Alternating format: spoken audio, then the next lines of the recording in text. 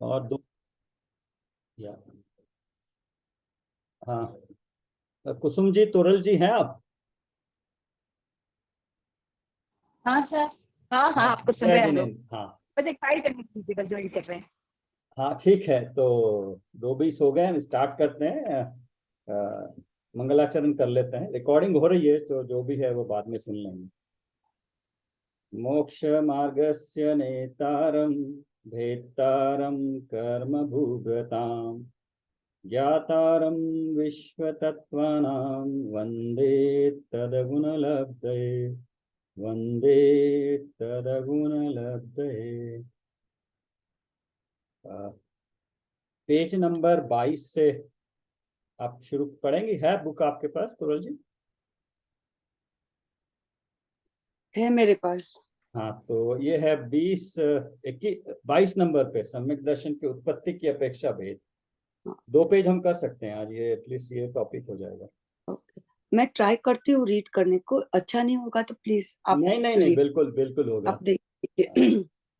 अच्छा, एक चीज सम्यक। मैंने पूछनी थी। लास्ट टाइम एक पॉइंट आया था ये पंचलब्धि के ऊपर, तो मैंने एक 6 मिनट का डॉक्टर उज्ज्वला शाह की किताब से एक वॉइस नोट डाला था पंचलब्धि के ऊपर। हाँ किसी हाँ किसी ने देखा हो तो, या देखें, डाउनलोड करने में कोई दिक्कत हो तो। एक समरी रूप था, तो डाउट था लास्ट टाइम। हाँ, मेरा सुनने को रह गया है। हाँ ठीक है, देख हाँ लीजिएगा। हाँ, ओके। ठीक है, शुरू करिए। सम्यक दर्शन के उत्पत्ति की अपेक्षा भेद। यद्यपि यहाँ दूसरे सूत्र के अनुसार तत्वार्थ की चर्चा प्रसंग प्राप्त है, तथापि आचार्य यहाँ तत्वार्थों की चर्चा करने से पहले युक्त सम्यक दर्शन की उत्पत्ति के बारे में दिशा निर्देश करना आवश्यक समझते हैं, जो इस प्रकार है। ये रीडिंग ठीक है? बिल्कुल, बहुत बढ़िया है। इनफैक्ट आपकी बहुत जल्दी ठीक भी हो जाएगी। बिल्कुल ठीक है, कोई गलती नहीं है। ओके, और सूत्र ट्राई करती हूँ रीड करने को। यस यस यस तन्नि सर्गा दधिगम गमाद्वा। यस। वह सम्यक दर्शन दो प्रकार से उत्पन्न होता है। प्रथम निसर्ग से, स्वभाव से अर्थात स्वयं से, और दूसरा अधिगम से, ज्ञान से, परोपदेश से। इस प्रकार उत्पत्ति की अपेक्षा सम्यक दर्शन दो प्रकार का हो गया, निसर्ग और अधिगमच। निसर्गज। निसर्गज और अधिगमच।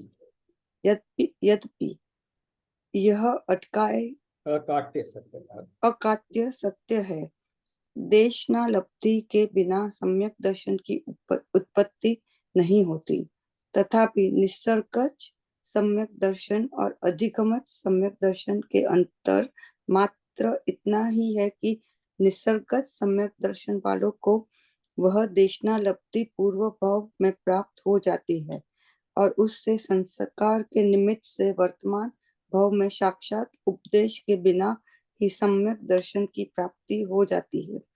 इस प्रकार हुए सम्यक दर्शन को निसर्गज सम्यक दर्शन कहते हैं।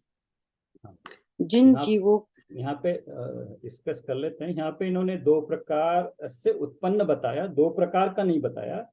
ओनली थिंग, हाँ 2 प्रकार से उत्पन्न हो सकता है। या तो पूर्व में हमारा कोई, हमने पहले देशना ली हो तो इस भाव में संस्कार के रूप में हो सकता है, या इसी भाव में देवगुरु शास्त्र या ज्ञानी धर्मात्माओं के उपदेश पूर्वक हो सकता है। यस। जिन जीवों की इस भाव में देव शास्त्र, गुरु या ज्ञानी धर्मात्माओं के उपदेश पूर्वक सम्यक दर्शन की प्राप्ति होती है, उनके उस सम्यक दर्शन को अधिगमच सम्यक दर्शन कहते हैं।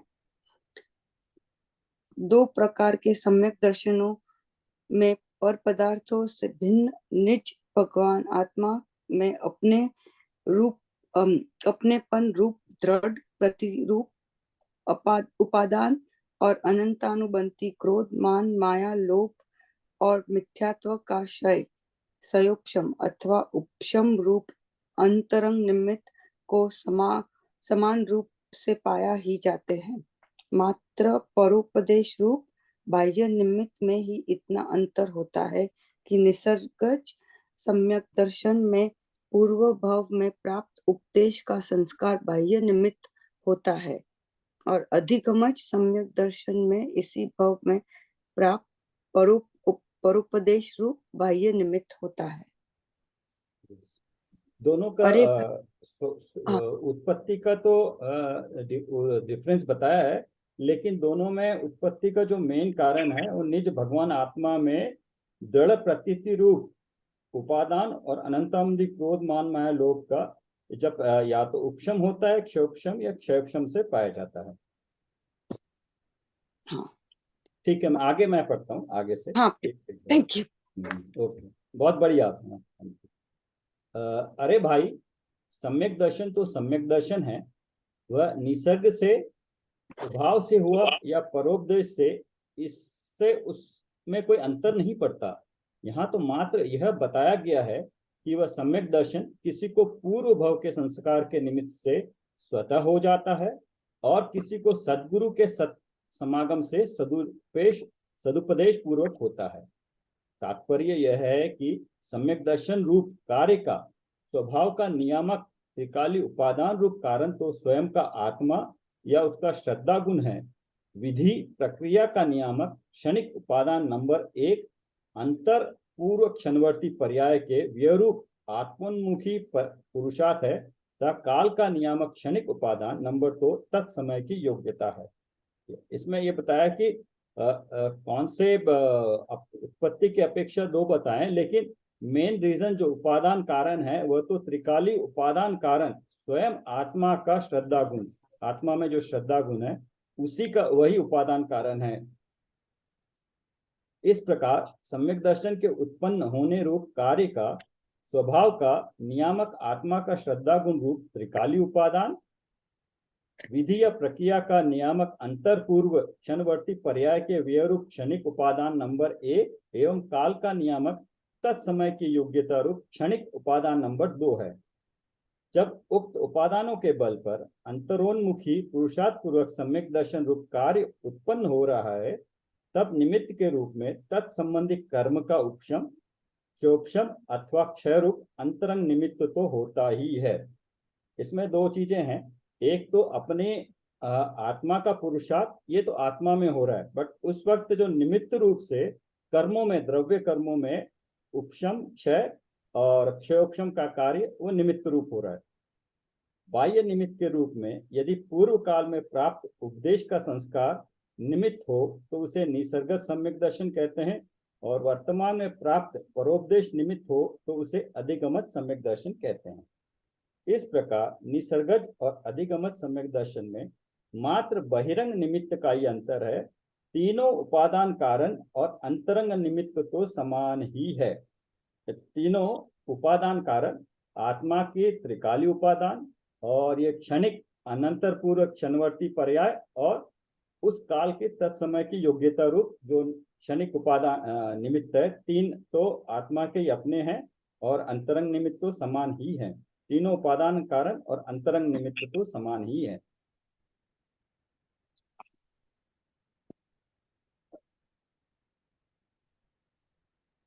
और कोई है? आगे पढ़े।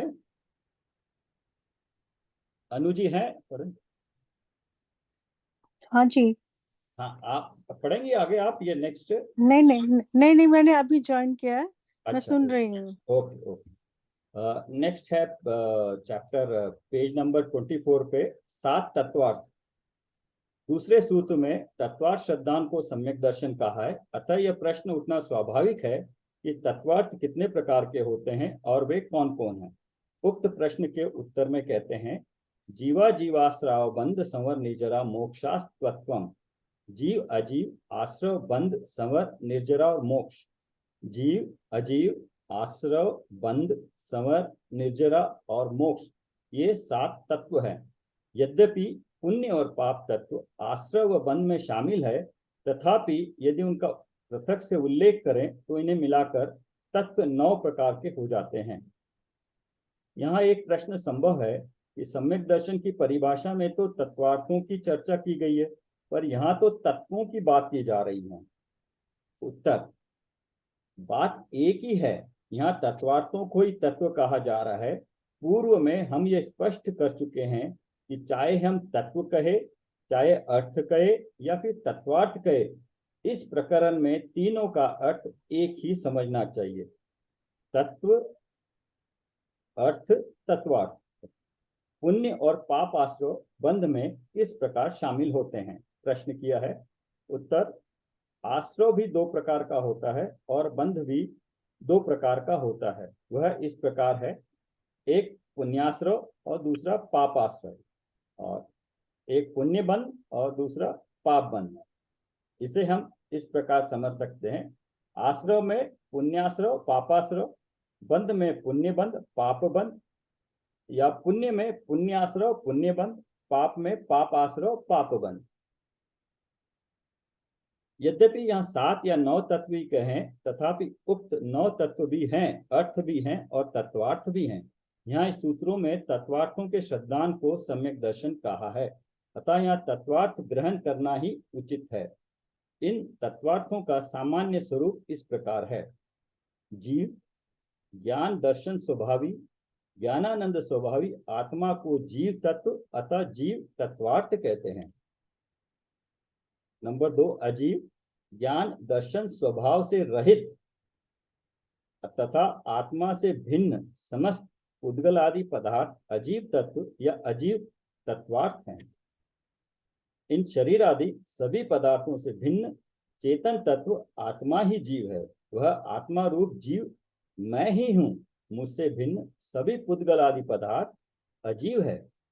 इस प्रकार सामान्य से तो जीव और अजीव ये दो पदार्थी तत्वार्थ है।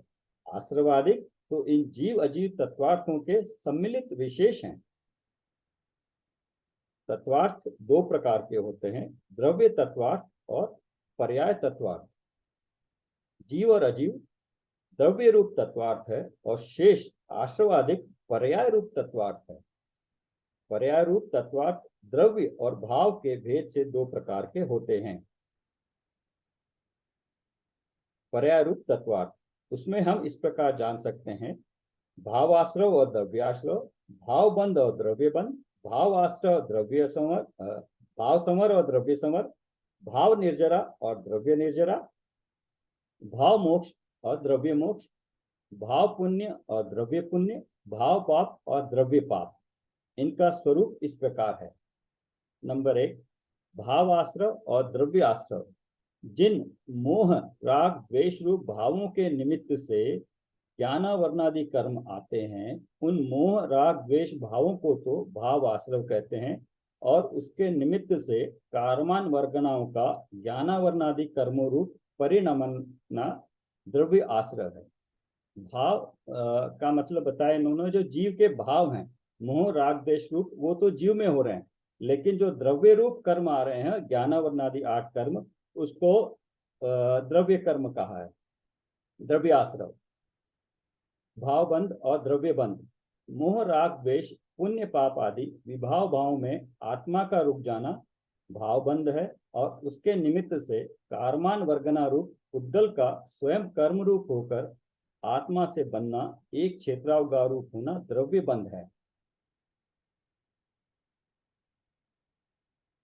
भाव समर और द्रव्य समर, पुण्य पाप के विकारी भाव आश्रय को आत्मा के शुद्ध वितरागी भाव से रोकना वितराग भाव रूप परिणमना भाव समर है और तदनुसार नए कर्मों का स्वयं आना रुक जाना द्रव्य समर है। नंबर 4, भाव निर्जरा और द्रव्य निर्जरा। ज्ञानानंद स्वभावी आत्मा के लक्ष्य के बल से स्वरूप स्थिरता की वृद्धि द्वारा आंशिक शुद्धि की वृद्धि और अशुद्ध शुभाशुभ अवस्था का आंशिक नाश होना तो भाव निर्जरा है और उसका निमित्त पाकर जड़ कर्म का अंशतः गिर जाना तो द्रव्य निर्जरा है। भाव मोक्ष और द्रव्य मोक्ष, अशुद्ध दशा का सर्वथा संपूर्ण नाश होकर आत्मा की पूर्ण निर्मल पवित्र दशा का प्रकट होना भाव मोक्ष है और उसके निमित्त से द्रव्य कर्म का सर्वथा नाश अभाव होना द्रव्य मोक्ष है। इसको कोई और पढ़ना चाहेगा? फिर से पढ़ें इसे, भावाश्रय द्रव्याश्रय। वीरेंद्र सर, मैं पढ़ती हूँ। हाँ हाँ, इस पे एक बार फिर पढ़ते हैं, कोई और इस पे क्लैरिफाई करना चाहे तो कर सकता है। भावास्त्र से पढ़ना है, पेज हाँ नंबर 26। हाँ, हाँ जी सर। 26 से। भावास्त्र और द्रव्यास्त्र। जिन मोह राग द्वेष रूप भावों के निमित्त से ज्ञानावरणादि कर्म आते हैं, उन मोह राग द्वेष भावों को तो भावास्त्र कहते हैं, और उसके निमित्त से कार्माण वर्गणाओं का ज्ञानावरणादि कर्मों रूप परिणमा द्रव्य आश्रव है। भावबंध, द्रव्यबंध।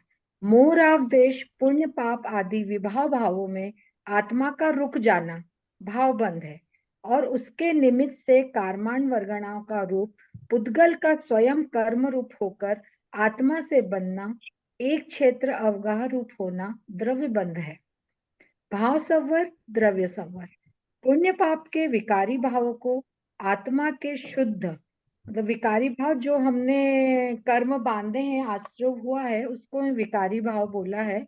और आत्मा के शुद्ध वितरागी भावों से रोकना, वितराग भाव रूप परिणमना भाव संवर है। और तद अनुसार नए कर्मों का स्वयं आना रुक जाना द्रव्य संवर है। भाव निर्जरा, द्रव्य निर्जरा। ज्ञानानंद स्वभावी आत्मा के लक्ष्य के बल से स्वरूप स्थिरता की वृद्धि द्वारा आंशिक शुद्धि की वृद्धि और अशुद्ध, अशुद्ध में शुभाशुभ दोनों भाव आ गए हैं, अवस्था का आंशिक नाश होना और भाव स्वभाव निर्जरा है। और उसका निमित्त पाकर जड़ कर्म का अंशतः खिर जाना सो द्रव्य निर्जरा है। भाव मोक्ष, द्रव्य मोक्ष।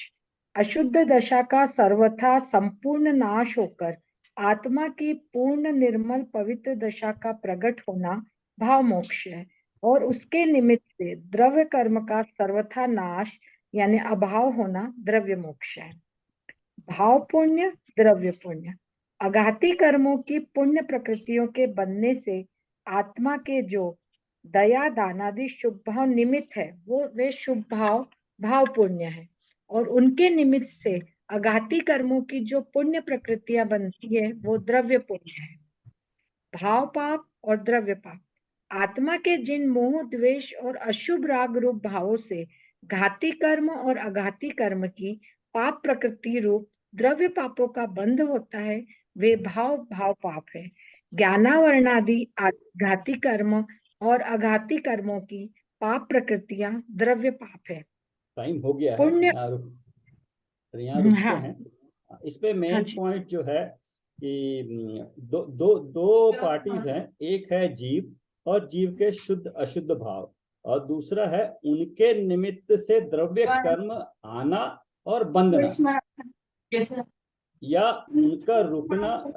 ये शुभ अशुभ भाव से आश्रव और बंद होना, और शुद्ध भाव से, शुद्ध भाव जब जीव करता है शुभ अशुभ को छोड़कर, तो कर्मों का आना रुकता है, वो समर है। और उसको शुद्धता का बढ़ना, और पुराने शुद्धता का बढ़ना जीव के भाव, उसके कारण से जो पुराने कर्म बंधे हुए हैं उनका झड़ना या खिरना, या नए कर्मों का आना रुकना, वो है निर्जरा, भाव निर्जरा और द्रव्य निर्जरा। और भाव मोक्ष में वीतराग दशा का होना, वो भाव मोक्ष है। और चार घातिया कर्मों का पूरी तरह से नाश हो जाना, वो द्रव्य मोक्ष है।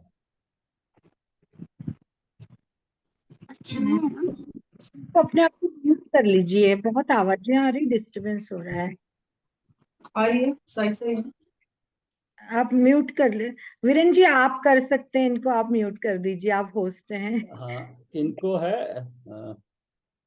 ठीक है, अभी तो टाइम हो ही गया है। ओके, और किसी कुछ ऐड करना है इसमें? मैं कह रहा था सबको, एक मैंने वॉइस नोट भेजा था, अगर उसको, अगर पंचलब्धि पे लास्ट टाइम, उसको अगर कोई सुनना चाहे डाउनलोड करके तो सुन सकता है। वो डाउनलोड करने में कोई दिक्कत होती है तो बताए फिर मैं।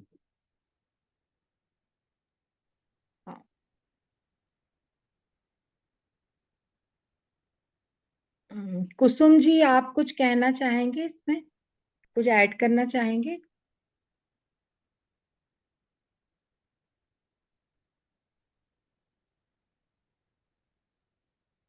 उनको नेटवर्क इशू है। हाँ ठीक। आज 40, अच्छा लेट शुरू किया इसलिए 40 मिनट शुरू नहीं हुए क्या? आज अभी 2:50 पे एंड होगी ये, अच्छा 10 अच्छा मिनट। अच्छा, ओके ओके ओके ओके, ठीक है ठीक है। हाँ हाँ। तो फिर आगे करिए, फिर या करते हैं एक दो पैराग्राफ और।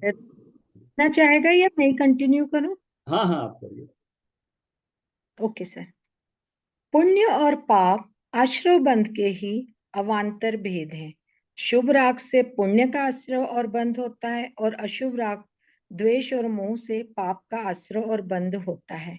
मतलब पुण्य और पाप दोनों ही बंध के कारण है। मैम ने जो सोने की और लोहे की बेड़ी, बहुत पॉपुलर एग्जाम्पल है इसका, वो हमें बताया है और बार बार हर जगह आता है। तो मतलब बंध है पुण्य, मतलब शुभ भाव से पुण्य करो या अशुभ भाव से पाप, दोनों ही बंध का कारण है। और मतलब ये काफी हमने इसके बारे में पढ़ा है।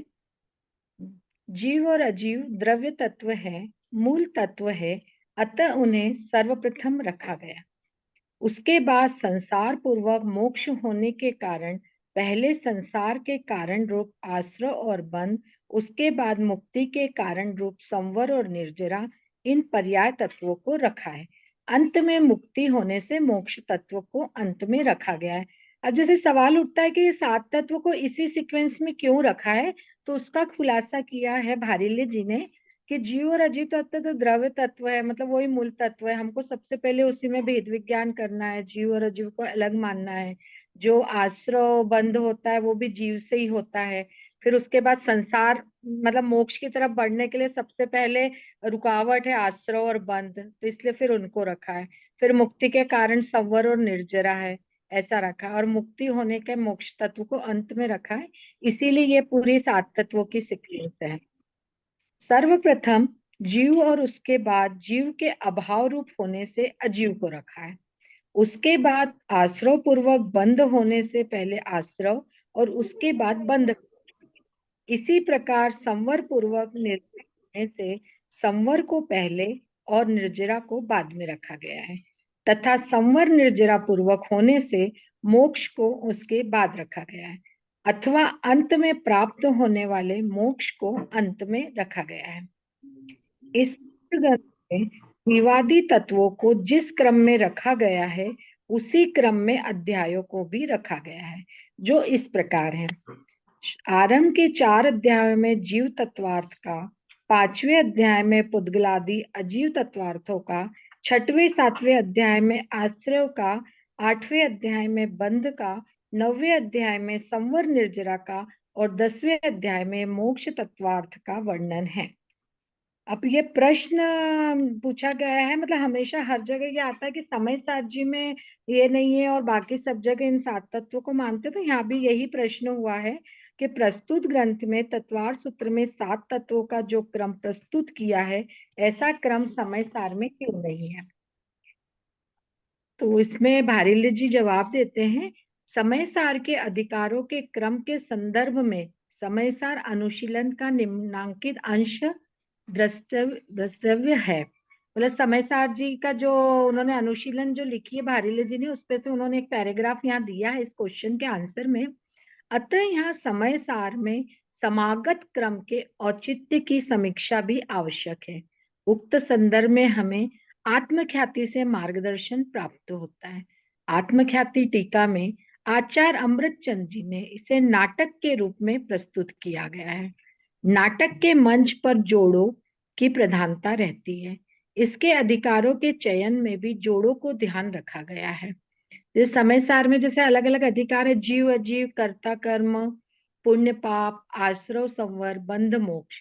चूंकि तत्व 9 है, अतः एक को तो बिना जोड़े के रहना ही था, तो इसलिए निर्जरा तत्व को बिना जोड़े के रह गया है। और सर्व विशुद्ध ज्ञान अधिकार तो स्वतंत्र ही है। मतलब भारिले जी भी कह रहे हैं और समय सार जी में भी और आत्मख्याति टीका का भी वर्णन किया है कि जोड़ों में इस तरह से रखा, तो समय सार जी में अलग क्रम है और बाकी सभी ग्रंथों में 7 तत्वों का अलग क्रम है। मैं एक बार फिर से ये पैराग्राफ पढ़ती हूँ तो सबको क्लियर हो जाएगा। यहाँ समय सार में समागत क्रम के औचित्य की समीक्षा भी आवश्यक है। उक्त संदर्भ में हमें आत्मख्याति से मार्गदर्शन प्राप्त होता है। आत्मख्याति टीका में आचार्य अमृतचंद जी ने इसे नाटक के रूप में प्रस्तुत किया है। नाटक के मंच पर जोड़ों यानी युग्मों की मतलब पेयर की हमेशा होती है प्रधानता, इसलिए अधिकारों के चयन में भी जोड़ों को ही ध्यान में रखा गया है। जीव अजीव एक साथ लिया है, कर्ता कर्म, पुण्य पाप, आश्रव संवर, बंध मोक्ष। चूंकि तत्व 9 है, 9 इस तरह से वे 7 तत्व और पुण्य पाप को भी जोड़ा है, इसलिए समय सारणी में 9 तत्वों का किया है। और एक को तो बिना जोड़े से रहना ही था, इसलिए निर्जरा तत्व को बिना जोड़े के रह गया। और सर्व विशुद्ध ज्ञान अधिकार तो स्वतंत्र है ही।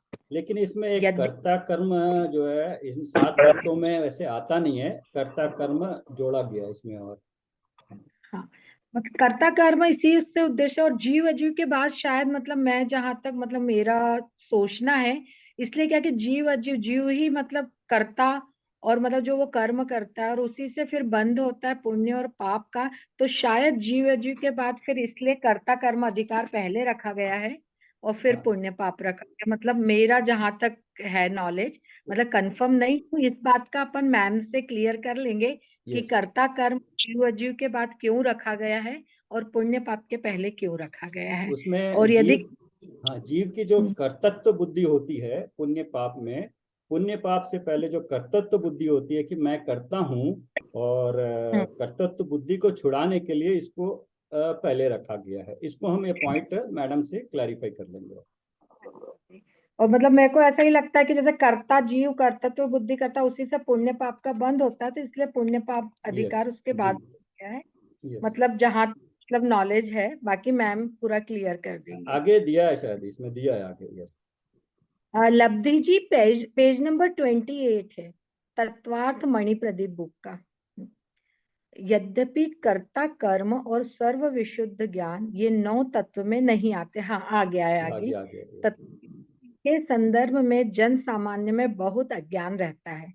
इस अज्ञान के निवारण किए बिना आत्म तत्व को सही रूप से समझ पाना संभव नहीं है, अतः इन्हें भी समय सार में स्थान प्राप्त हुआ है। मतलब ये क्लियर हो गया, भारीले जी ने क्लियर कर दिया है। कर्ता कर्म अधिकार को जीवाधिकार के तत्काल बाद क्यों रखा गया, ये प्रश्न भी आ गया, उसका उत्तर भी आ गया है। कर्ता कर्म संबंधी भूल प्रकारांतर से जीव अजीव संबंधी भूल ही है, क्योंकि जीव को अजीव का, अजीव को जीव का कर्ता भोक्ता मानना ही जीव अजीव संबंधी भूल ही है। इस कारण से जीवाधिकार में के तत्काल बाद इसको रखा गया है। यहाँ आंसर आगे आ गया है वो। इनमें से जीव तत्वार्थ श्रद्धेय ज्ञेय और ध्येय है, अजीव तत्वार्थ मात्र ज्ञेय है। आश्रव बंध हे है, और पुण्य और पाप भी आश्रव बंध रूप होने से हे ही है। संवर और निर्जरा प्रकट करने की अपेक्षा एक देश उपादेय है, और मोक्ष सर्वदेश उपादेय। ये हमने हे और उपादेय, और ये मैम काफी अच्छे से क्लियर कर चुकी है पिछली क्लासेस में, तो शायद इसको ज्यादा डिस्क्राइब करने की जरूरत नहीं है। 4 मिनट बाकी हैं अभी मीटिंग में, तो ये आखिरी की लाइन करके फिर जिसको फिर 4 निक्षेप अपन नेक्स्ट कल पढ़ेंगे। ठीक है। इस प्रकार 7 या 9 तत्वार्थों का सामान्य स्वरूप है, विशेष स्वरूप विस्तार से यथास्थान आगे आने ही वाला है। इसमें जो 3 चीजें बताई हैं, जीव अजीव को गे रूप, मतलब इनको जानना, जानने के रूप में है, जानना जरूरी है। और हे आश्रव और बंध, जानना है, जान के इसको ये हमें दुख रूप है करके इसको छोड़ने के लिए हे रूप मानना है कि छोड़ने लायक है। और आश्रव और बंध, वहां से हमारा धर्म शुरू होता है, तो वो उपादेय हमारे लिए हितकारी जानकर उनको ग्रहण करने लायक है, इसलिए उनको उपादेय माना है। और मोक्ष तत्व को परम उपादेय माना है कि वो तो अंतिम में सबसे परम उपादेय है। दोनों आश्रव और ये समर और निजरा के बाद जो प्राप्त होता है मोक्ष तत्व है, जिसकी हमें इच्छा है, वो तो परम उपादेय है। इसमें ये बताया जीव तत्वार्थ श्रद्धेय भी है, ज्ञेय भी है और ध्येय भी है।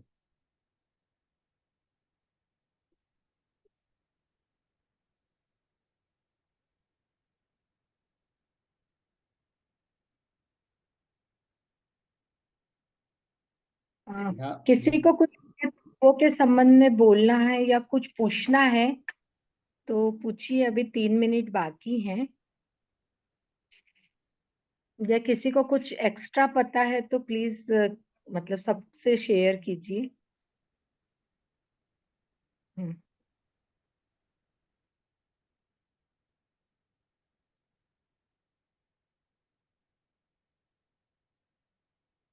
निरंजना जी क्लास में है क्या? उनके नहीं, पास कुछ आज नहीं। हाँ, उनके पास कुछ पीडीएफ थी, तो वो ग्रुप में शेयर कर दे तो सबको लाभ मिल जाएगा उसका। तो सर एंड करें क्लास क्या? ठीक है, आज वो कर लेते हैं। कनेक्शन ये तो वो पूरा नहीं हो पाएगा। हाँ हाँ, नहीं तो ठीक है, आज जिनवानी स्तुति करके प्रॉपरली क्लोज कर देते हैं। जी